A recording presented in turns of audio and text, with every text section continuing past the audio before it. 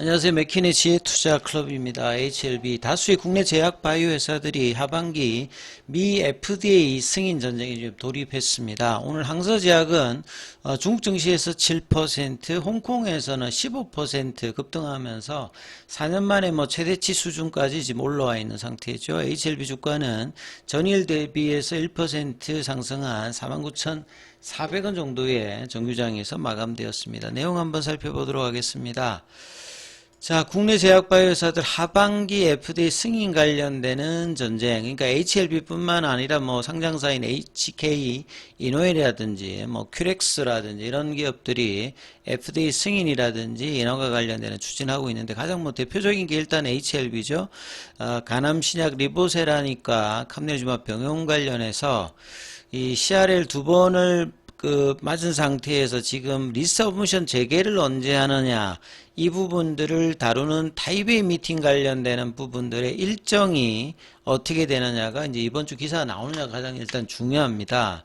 일단 6월 19일에 신청을 항서제약 중심으로 했기 때문에 통상 신청일로부터 한 달 정도 이내고 그 다음에 2주 이내에 어세스먼트 레터를 통해서 미팅이 디나이드 되느냐 아니면 그랜티드 되느냐 이 부분과 미팅 날짜를 정하는 레터가 어세스먼트 레터가 오고 이 부분에 대해서 이제 개최일 14일 전까지 자료를 제출하기 때문에 이번 주 정도에 이렇게 기사가 언제쯤 아니면 이제 미팅 수락 관련되는 기사가 작년도와 같이 나오는지 여부가 일단 가장 중요하고요.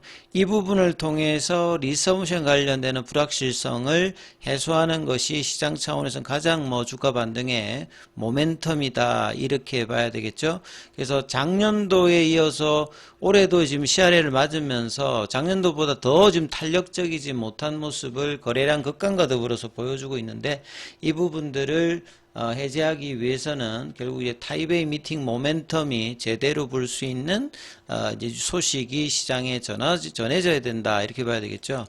특히나 이제 공매도 재개 위에 공매도 비중 자체가 가장 많은 섹터 중에 하나인 제약바이오 이 중에서 HLB 같은 경우에도 공매도 이제 잔고가 2천억대가 넘습니다. 그래서 이런 부분들이 이제 주가가 밑단에 있을 때는 공매도 압박으로 수급에 계속 영향을 줍니다만 호재가 생겨서 올라간다든지 아니면 이 공매도의 어떤 차익 실현 관련되는 커버링 한매수가 이제 들어온다라고 하면 이런 부분들도 상승의 어떤 수급에 영향을 또 반대로 줄 수 있는 어떤 부분이죠. 최근에 셀트리온의 흐름을 본다면 2분기 기대감도 있습니다만 기간 매수가 집중되면서 올라갈 때는 대형주임에도 불구하고 급격한 어떤 또 방향을 최근에 또 7월 달에 보여줬듯이 HLB도 7월 달에 타입의 미팅 관련되는 부분 작년도에 60% 급등했던 이력이 있기 때문에 이번에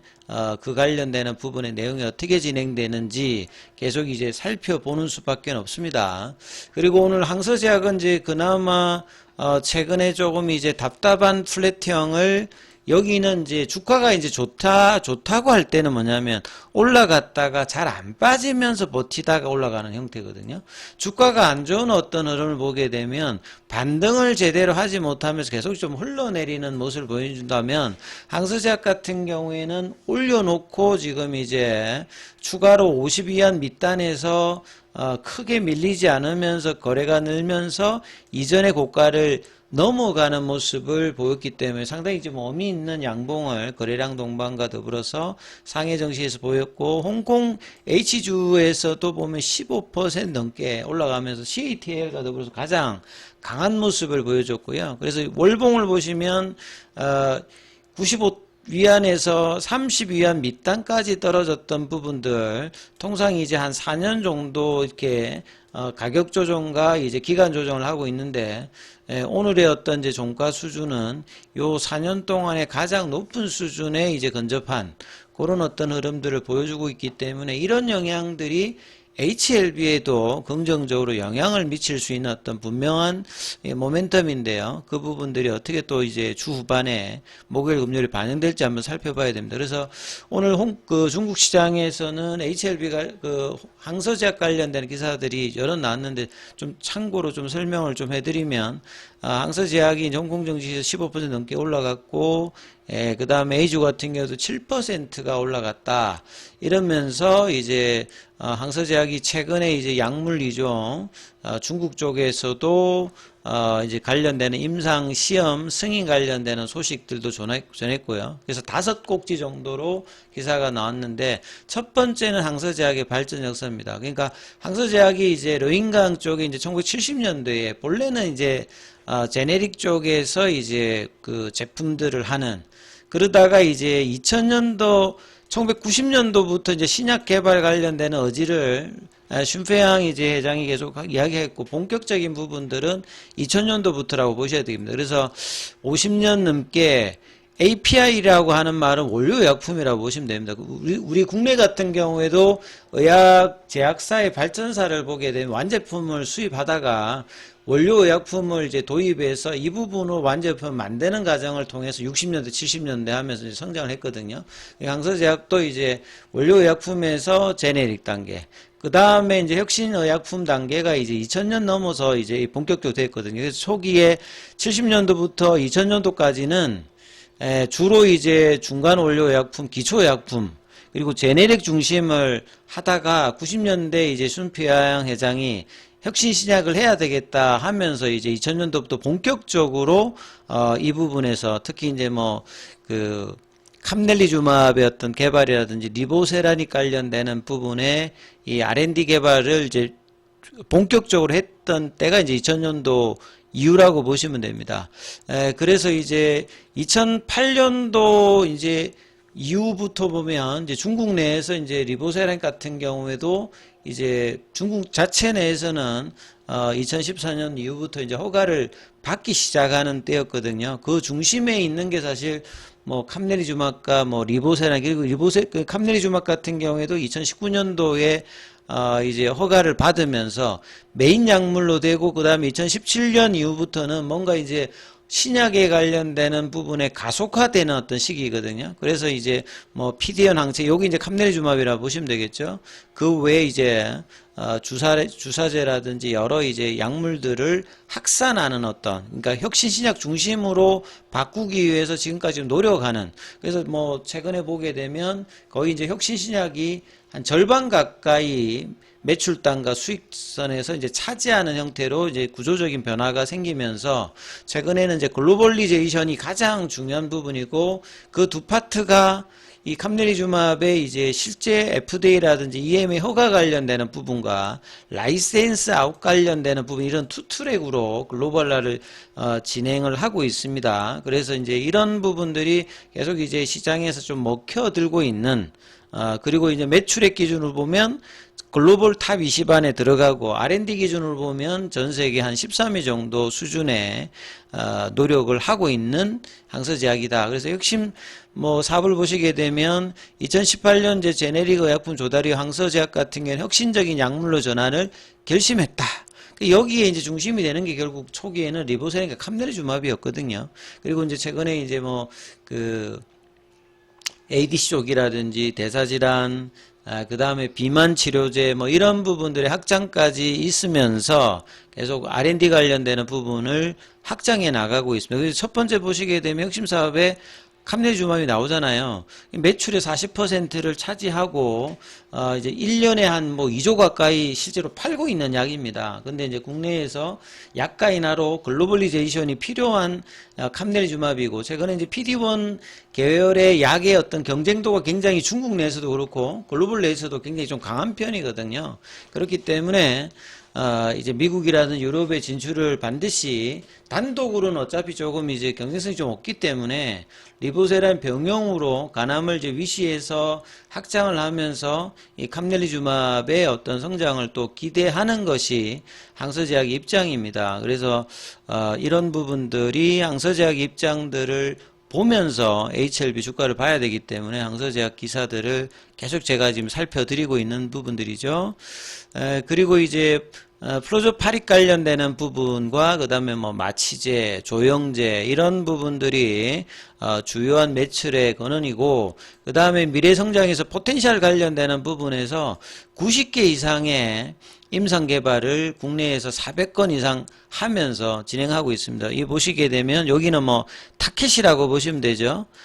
그래서 이제 ADC 관련되는 부분이라든지 PD 에론 관련되는 부분도, 그게 PD1만 있는 게 아니라 PD 에론까지도 있으면서 계속 이제 면역관문 억제제라든지 항암제라든지 ADC라든지, 그 다음에 GLP는 이제 비만 치료제잖아요. 그래서 지금 NDA 신청에 들어가 있는 부분과 3상에 들어가 있는, 그러니까 피보탈 임상에 해당되는 부분들이 굉장히 병용적으로 그러니까 병용 형태로 이제 개발을 하고 있는 게 항서제약 입장이다 보니까 이 캄넬리주마블을 위시해서 항서제약 여지는 뭐 계속 이제 진행된다 이렇게 봐야 되겠죠. 그래서 이제 6월 19일에 타이베이 미팅 자체도 항서제약의 의지가 이제 반영되는 어떤 이제 전향적인 어떤 판단인데, HLB 주가에는 이제 이런 부분들이 테라피틱스의 영향으로 최근에 좀 주춤하고 있습니다만, 이 타이베이 미팅 이후에 작년도와 같은 흐름이 데자뷰 될지 여부가 가장 일단 중요합니다. 그리고 이제 공매도 쪽에서는 최근에 보시게 된 비정상적인 어떤 흐름이, 거래량이 작은 상태에서 계속 벌어지고 있죠. 100만 주 언더의 거래량에서 공매도 비중 자체가 어제 32%, 오늘도 21% 차지하면서 시장 소의 흐름들이 최근에는 이제 공매도 압박과 더불어서 지금 계속 지금 7월 달에는 호재를 앞두고 있으면서 공매도의 어떤 수급 교란이 계속 좀 나타나고 있다 이렇게 봐야 될 거고요. 그 다음에 공매도 이제 순보유 잔고 같은 경우에는 이번 주 월요일 기준으로는 450만 주대, 그래서 2,200억대 정도의 이런 잔고 금액 자체가, 그러니까 공매도가 밑단에서 이제 커버링 매수해서 차익 실현을 하든 아니면 올라가서 이제 올라가면서 이제 숏 커버링이 나오든 이런 흐름들이 나타나면 급격한 또 이제 흐름이 공매도 잔고가 많은 종목들의 특징이다 이렇게 말씀을 좀 드렸습니다. 그렇기 때문에 더더군다나 재료의 어떤 그 시장 공개가 굉장히 중요한데, 타이베이 미팅이 언제쯤 반영될지 계속 뭐 지켜보셔야 될 것 같고요. 대차거래 관련되는 부분들 같은 경우에는 상한보다 체결이 좀 많은 흐름이었고, 오늘 차트 흐름을 보시게 되면 시장은 뭐 코스피 기준으로 사상 최고가를 계속 이어가고 있는 상황이고, 제약바이오 쪽에서도 최근에 이제 알테오젠이 산도주 관련되는 바이오시밀러 개발, 그 다음에 코스피 이전 관련해서 2대 주주의 어떤 요청 이러면서 목표가들이 뭐 55만원대, 많게는 뭐 70만원까지 올라가면서 시가총액이 여전히 뭐 20조가 넘어가는 흐름들. 그러니까 HLB가 작년 3월 달에 제일 높았을 때 한 16조 갔는데 그 위에 알테오젠의 흐름들이 계속 있고요. 그 다음에 뭐 이제 리가켄 바이오라든지 뭐 보로노이라든지 뭐 이런 흐름들, 삼천당 제약이라든지 이런 그 제약바이오 흐름들이 이렇게 나쁘진 않죠. 근데 유독 이제 HLB 쪽의 수급은 오늘도 57만 주, 그나마 이제 외국계와 프로그램이 다시 이제 하루 걸러 하러 매수 매도를 반복해 주면서 오늘은 1% 정도. 그래서 분봉을 보시게 되면 장중에 이제 49,755만원 라운드 피겨 가격을 넘을 듯 하다 넘지 못했고, 다시 이제 좀 내려왔다가 이제 정규장에서는 49,400원, 그 다음에 애프터마켓에서 지금 큰 흐름은 없는 상태입니다. 그래서 거래량이 증가되면서 요 6월 19일에 타임 A 미팅에 양봉이 나왔던 이런 정도의 어떤 기준봉을 지금 타입의 미팅제 관련되는 불확실성 해소하면서 나올 수 있는 어떤 거래량이 이번 주에 나타날지 여부를 일단 뭐 관심 가지시면서 살펴보는 수밖에 없습니다. 그리고 장중에는 무료 텔레그램방이 운영되고 있습니다. 링크되어 있는 부분 참조해 주시면 될 것 같고요. 입장 문의는 문자로 남겨주시면 안내드리고 있으니까 참조하시면 될 것 같고요. 계열 종목에 관련되는 설명은 이어지는 영상에서 살펴봐 드리도록 하겠습니다.